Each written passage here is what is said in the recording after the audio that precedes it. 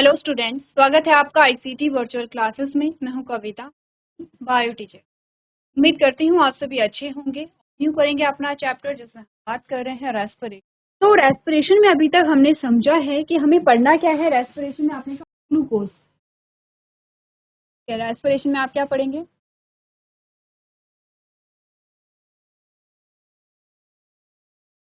Glucose का oxidation हमें पढ़ना है, ठीक है। और जब ग्लूकोज का ऑक्सीडेशन होता है तो आपने कहा क्या क्या यहाँ पर होगा?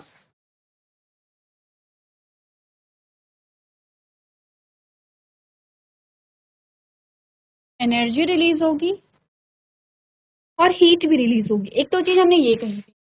दूसरा हमने कहा था कि जो ऑक्सीडेशन ऑफ ग्लूकोज है यहाँ पर, या ग्लूकोज का जो ब्रेक डाउन है, इसमें एक स्टेप नहीं होता है। इसमें क्या होता है, बहुत सारे स्टेप्स होते हैं, ठीक है। एक सिंगल स्टेप आते हैं, स्टेप्स आते हैं। तो अभी तक हमने इंट्रोडक्शन देखा था कि क्या होता है रेस्पिरेशन, ठीक है। अगर हम बात करें ह्यूमंस में रेस्पिरेशन क्या होता है और रेस्पिरेशन का मतलब क्या है यहाँ पर, इसके बारे में हमने बात की थी, ठीक है। तो अभी तक हमने क्या चीजें समझी है, एक बार यहाँ पर देख लेते हैं। हमने कहा respiration is the process through which oxygen and complex organisms mix and dissociate to create a similar molecule cause a carbon dioxide water to be produced। यहाँ पर क्या होता है, क्या रिलीज। नेक्स्ट हमने बात की है यहाँ पर, it was a who first use the word respiration. हमने नेक्स्ट हमने कहा है cellular respiration is the process by which complex molecules containing CC bond undergo oxidation producing energy as a byproduct. There are two main types of amphibolic process. क्या बोला था हमने यहाँ पर एम्फीबॉलिक प्रोसेस में? हमने कहा था एम्फीबॉलिक प्रोसेस का मतलब होता है यहाँ पर ये जो रेस्पिरेशन की प्रोसेस, कैटाबॉलिक और एनाबॉलिक दोनों प्रोसेस यहाँ पर आती हैं, ठीक है। इतनी बातें क्लियर है। अब कैटाबॉलिक और एनाबॉलिक का मतलब क्या समझा था आपने? हमने कहा था एनाबॉलिक का मतलब बिल्डिंग प्रोसेस होगी, यानी कि न्यू प्रोडक्ट यहाँ पर बनेगा। जैसे कि न्यू प्रोडक्ट, जैसे कि हमने फोटोसिंथेसिस। कैटाबॉलिक का मतलब हमने कहा था ब्रेकिंग डाउन प्रोसेस है। इट मीन्स कि यहाँ पर क्या होगा, जो ग्लूकोज है वो ब्रेक डाउन होगा और यहाँ energy carbon dioxide and water में क्या होगा, यहाँ पे डिवाइड हो जाता है। क्या है ब्रेकिंग डाउन प्रोसेस? कौन सी? कैटाबॉलिक है। एनाबॉलिक में हमने कहा एनर्जी जो है वो अलग अलग जो सेलुलर प्रोसेस होती हैं उनमें यूज होगी, जो क्या बनेंगे यहाँ पर एक एनाबॉलिक प्रोसेस। कह सकते हैं कि रेस्पिरेशन क्या है यहाँ पर, एनाबॉलिक और कैटाबॉलिक दोनों प्रोसेस हो, ठीक है। नेक्स्ट जो हमारे पास टॉपिक आता है, हमने कहा respiratory substrates are created during a respiration following the oxidation and organic materials. Two categories of cellular respirations are distinguished based on a kinds of substrate used. आपने कहा respiratory substrate are created during a respiration. Respiration के दौरान यहाँ पर क्या होता है कि सबस्ट्रेट है तो यहाँ पे क्रिएट होते हैं और इन्हीं के basis following the oxidation of organic materials. Two categories of cellular respiration are distinguished based on the kinds of substrates. अब आपने कहा इन सबस्ट्रेट के आधार पर हमने क्या किया है, दो टाइप की सेलुलर रेस्पिरेशन यहाँ पर पढ़े। दो टाइप की सेलुलर रेस्पिरेशन क्या होती है, ये सब वो सेम टॉपिक है जो आप अभी तक पढ़ चुके हैं। तक हमारे पास कोई ऐसे टॉपिक नहीं आए हैं जो अभी तक हमने पढ़े नहीं हैं, ठीक है। कौन कौन से आते हैं? आपने कहा फ्लोटिंग रेस्पिरेशन और प्रोटोप्लाज्मिक रेस्पिरेशन। क्या होता है floating respiration? It is a common type of respiration whereas substrate, fat or a carbohydrate are used. आपने कहा ये कॉमन टाइप का क्या होगा, रेस्पिरेशन होता है जहां पर क्या होता है सबस्ट्रेट, फैट या कार्बोहाइड्रेट का यूज यहाँ पर किया जाता है। Floating respiration. प्रोटोप्लाज्मिक रेस्पिरेशन क्या होगा? आपने कहा this type occurs when plants are starved and here as a substrate proteins are used. Clear है इतना? ये फ्लोटिंग जो रेस्पिरेशन है और प्रोटोप्लाज्मिक रेस्पिरेशन, इसमें क्या? प्रोटोप्लाज्मिक रेस्पिरेशन में हमने कहा कि this type occurs when plants are starved and here as a substrate protein are used. यहाँ पे प्रोटीन का यूज होगा एज अ सबस्ट्रेट, ठीक है। चलिए आपको क्या करना है, एक एक करके चीजों को समझना है और डेफिनेट।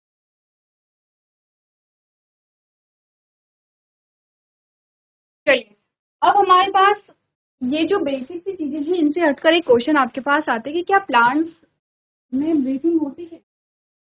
हमने क्या है, ब्रीथिंग क्या होती है, गैसेस एक्सचेंज जो है उसी को हम ब्रीथिंग कह रहे हैं। क्या प्लांट्स में ब्रीथिंग होती है, अगर ब्रीथिंग होती है तो क्या प्लांट में रेस्पिरेटरी सिस्टम पाया जाता है। अब रेस्पिरेटरी सिस्टम की अगर हम बात करते हैं तो हमने कहा कि आपने रेस्पिरेटरी सिस्टम की अगर हम बात करें तो आपने कहा कि आपने क्या पढ़ा है, यहाँ पर ह्यूमंस में रेस्पिरेटरी सिस्टम रेस्पिरेशन में मदद करता है। रेस्पिरेशन सिर्फ इतना नहीं है हमारे लिए, अगर हम ह्यूमंस के एस्पेक्ट में बात करें तो हमने कहा सिर्फ इतना नहीं है कि जो सेल है, सेल में ऑक्सीजन गई और ग्लूकोज का ब्रेकडाउन हुआ। हमने कहा हमारे लिए जो रेस्पिरेशन है वो तीनों पार्ट में कंप्लीट होती है, external respiration, internal respiration and cellular respiration.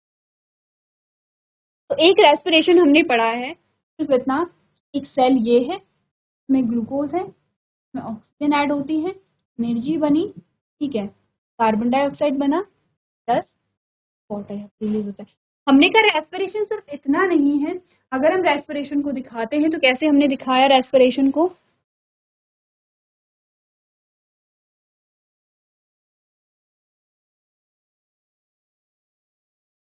अब आप समझिए ये हम ह्यूमन का जो है वो डायग्राम यहाँ पर इस प्रकार से बना रहे हैं, ठीक है।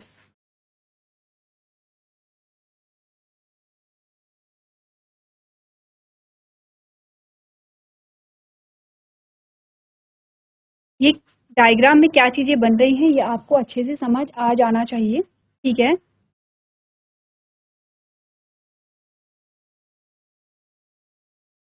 चलिए, यहाँ पर कलर इनफ है बताने के लिए कि क्या प्रोसेस हो रही है, ठीक है। हमने कहा ये जो हमारे पास आता है ये आता है ह्यूमन का रेस्पिरेटरी सिस्टम।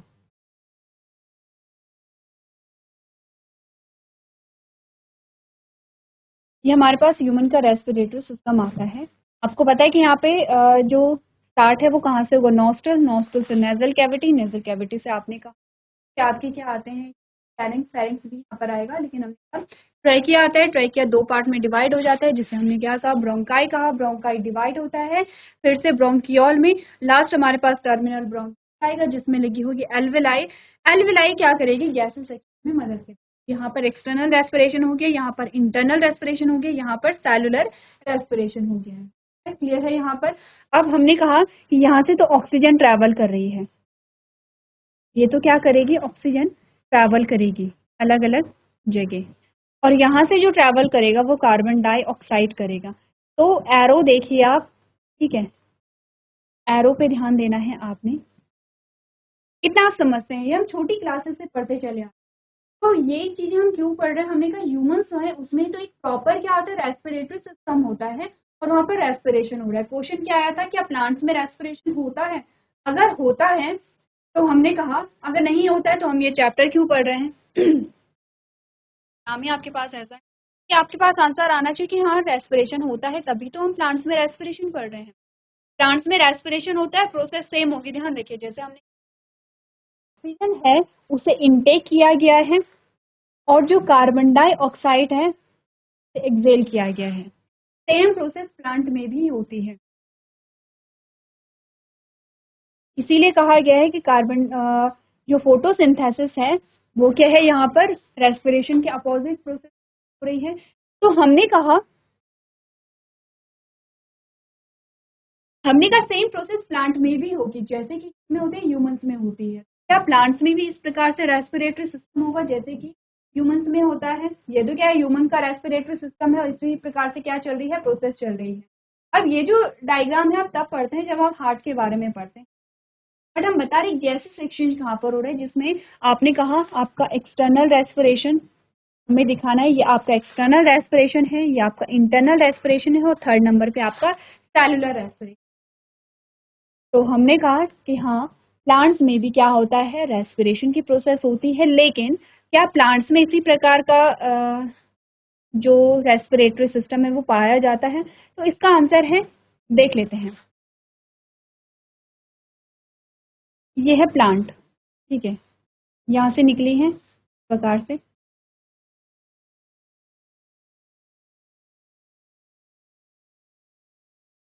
ये प्लांट हमारे पास आ गया है।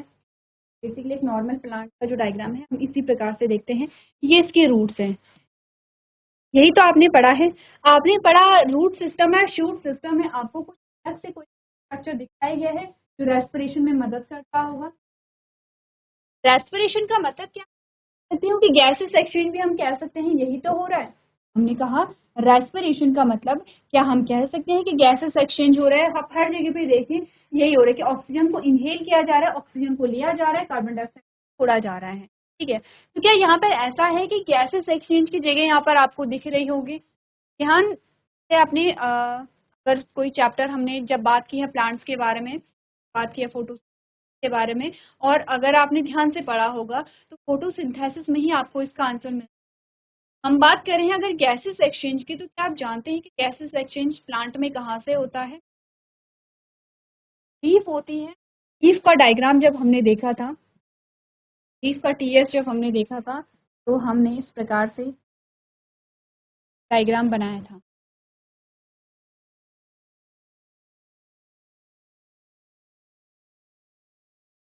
जल्दी से लेबलिंग कर लेंगे आप लोग इसकी। क्या है ये?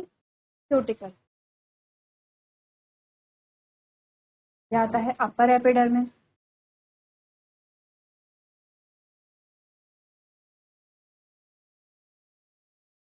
पैलिसेड, पैरेन्काइमा, स्पॉन्जी सेल जो लोअर एपिडर्मिस अगेन आती है। ठीक है, और यहाँ पर कुछ इस प्रकार के स्ट्रक्चर हमने देखे हैं, लोअर सरफेस जो होती है।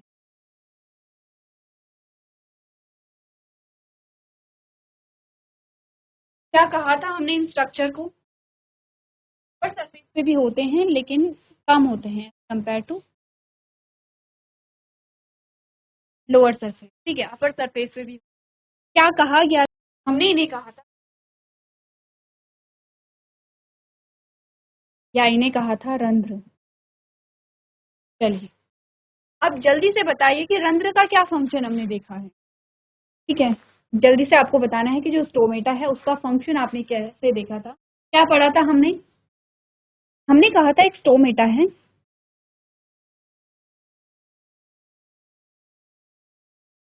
ठीक है, इस प्रकार से है।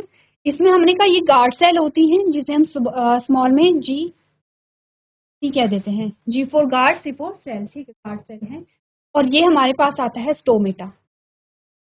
ठीक है, हमने कहा कि यहाँ पर क्या है, ये जो स्टोमेटा है इस प्रकार से है। यहाँ पर कोई चीज ऐसी है जो अंदर से बाहर या बाहर से अंदर जा सकती है। अब यहाँ पर अगर हम स्टोमेटा देखें तो ये स्टोमेटा कैसे हम इसे देख रहे हैं, ये लेबलिंग अगर हम हटा लें, इस लेबलिंग को हम कैसे देख रहे हैं?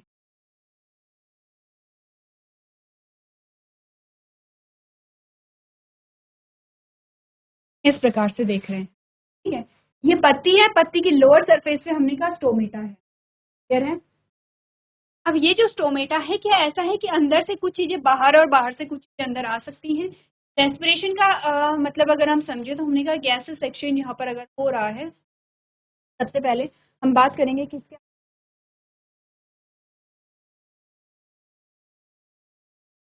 हमने कहा किसी भी प्रकार का गैसेस जो एक्सचेंज है या गैसीय जो विनिमय है, क्या वो यहाँ पर हो सकता है?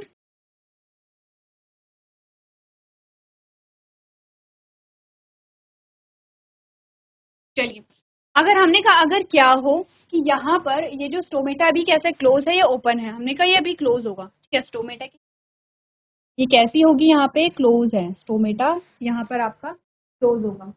तो स्टोमेटा को ओपन होना पड़ेगा तभी कोई जो चीजें हैं वो यहाँ पे बाहर से अंदर या अंदर से बाहर। स्टोमेटा को ओपन करने के लिए यहाँ पे क्या कंडीशन होती है, यहाँ पर जो गार्ड सेल्स हैं उनमें क्या होता है, जो वाटर है वो एंटर कर जाता है इस प्रकार से। जो वाटर एंटर करता है तो आपने कहा जो वाटर है वो इस प्रकार से फोर्स लगाता है इस डायरेक्शन में। ठीक है, जो गार्ड सेल्स हैं, गार्ड सेल्स की जो वॉल है उन पे क्या लगता है, प्रेशर लगता है। अब सोचिए दो चीजें हैं वो इस प्रकार से आपस में जुड़ी हुई हैं, आप दोनों तरफ से उसे क्या कर रहे हैं, खींच रहे हैं। ठीक है? जब आप खींचेंगे तो क्या सिचुएशन आएगी, क्या ये जो स्टोमेटा है क्या ये जो स्टोमेटा है ये इस प्रकार का हो सकता है? लीफ को हटा देते हैं। इस स्टोमेटा की जो कंडीशन है वो ऐसे हो सकती है। ऐसा क्यों हुआ? क्योंकि खिंचाव पड़ा है, तो इस प्रकार से खिंचाव पड़ा है। अब यहाँ पे क्या हो गया है? स्टोमेटा ओपन हो गया है। की कंडीशन में हमने क्या कहा था कि जो फोटोसिंथेसिस में जो ऑक्सीजन बनी थी वो बाहर आई है और जो बाहर की कार्बन डाइऑक्साइड थी वो अंदर गई है। ठीक है, गैसेस एक्सचेंज हुआ है। इसी के साथ हमने ट्रांसपिरेशन के सेम प्रोसेस में भी हमने पढ़ा था कि स्टोमेटा ओपन हो गया तो अंदर के जो यहाँ पे वाटर के मॉलिक्यूल वो गैस के फॉर्म में क्या हो जाते हैं? बाहर आ जाते हैं। तो हमने कहा कि यहाँ पर जो स्टोमेटा है ये तो क्लोज है और ये जो स्टोमेटा है ये क्या है? ओपन है। ठीक है, अब सेम चीज को हम यहाँ पर किस में कर दें? जब आपने लीफ बनाई थी, ठीक है,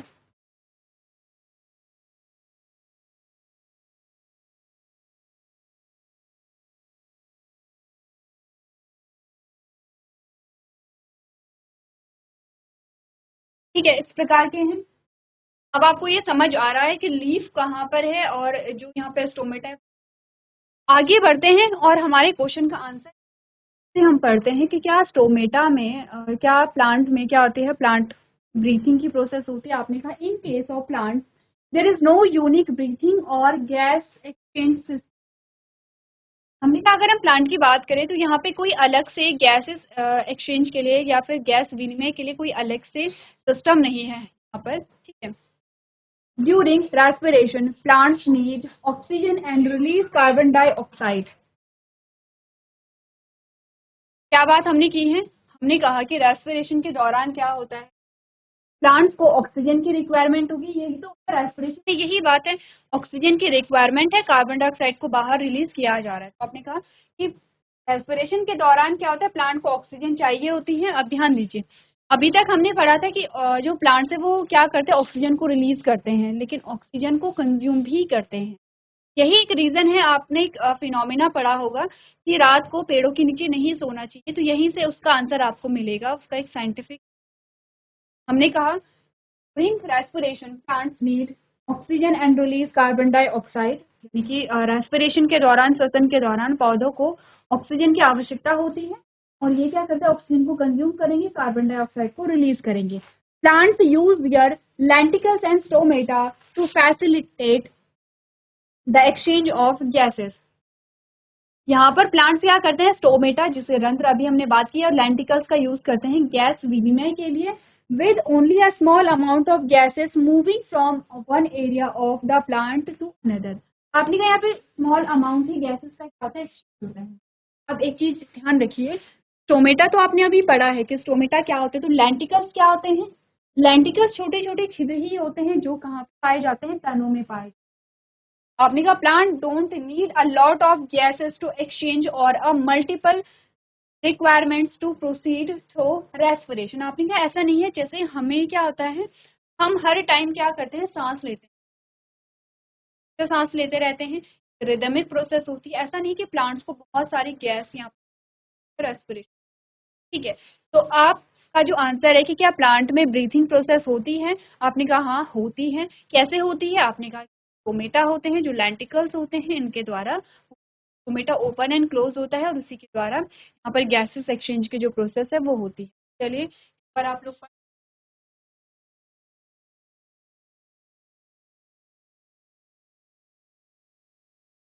चलिए तो आगे बढ़ते हैं। नेक्स्ट हमारे पास जो टॉपिक आता है उसमें हमें कहा बता रखा है the majority of the time when they conduct gases exchanges during photosynthesis.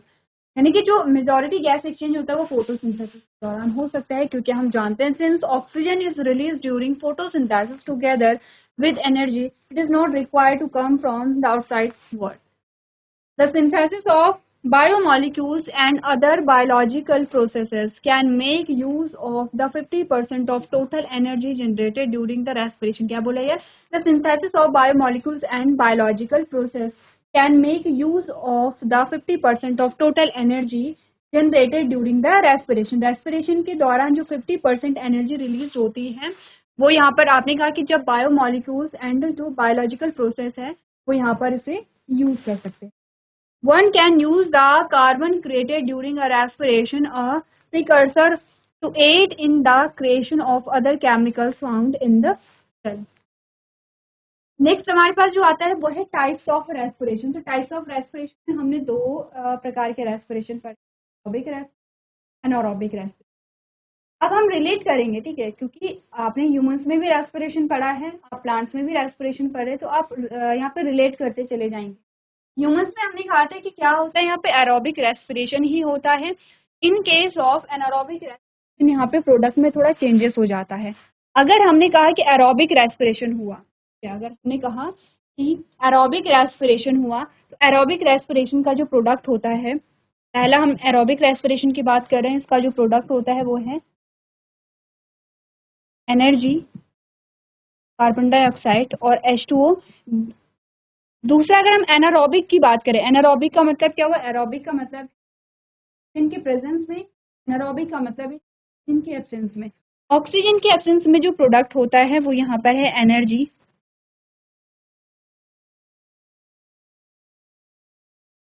Plus lactic acid, ठीक है। तो यहाँ पे प्रोडक्ट में आपने कहा कि क्या आ जाता है, डिफरेंस। मेनली जो ह्यूमंस में होता है वो होगा एरोबिक रेस्पिरेशन। एनारोबिक रेस्पिरेशन किस कंडीशन में होता है, जब यहाँ पे एकदम से हैवी एक्सरसाइज होता है, ठीक है, आप एकदम से इतना काम करने लगे कि आपकी बॉडी को बहुत ज़्यादा ऑक्सीजन की रिक्वायरमेंट है, उतनी ऑक्सीजन, जितनी ऑक्सीजन की रिक्वायरमेंट है वो रिक्वायरमेंट फुलफिल नहीं हो पा रही है, अब जो ग्लूकोज है वो ऑक्सीजन के एब्सेंस में टूटना शुरू कर देगा, जिसमें लेस अमाउंट ऑफ एनर्जी निकलेगी और इसी के साथ साथ लैक्टिक एसिड का फॉर्मेशन होगा, जो आपके मसल के पेन को कॉज करता है, ठीक है। तो हमने क्या बात की है, depending on a whether oxygen is present during the cellular respiration, there are two type of respiration, anaerobic respiration and aerobic respiration. Short respiration increase when a plants exhibit active absorption. The process of a ripening fruit is known as a climatic respiration. यहाँ पर आप यहाँ तक की बात समझेंगे, aerobic और anaerobic का मतलब क्या होता है, इससे आगे का जो स्टेप है हम उसे नेक्स्ट लेक्चर में आगे चल करके हम क्या करेंगे, यहाँ पर रेस्पिरेशन की जो प्रोसेस है उसे स्टार्ट करेंगे। अभी हमने रेस्पिरेशन को स्टार्ट नहीं किया, अभी हम समझ रहे हैं रेस्पिरेशन किस प्रकार से यहाँ। तो आज के सेशन में हम इतना ही करेंगे।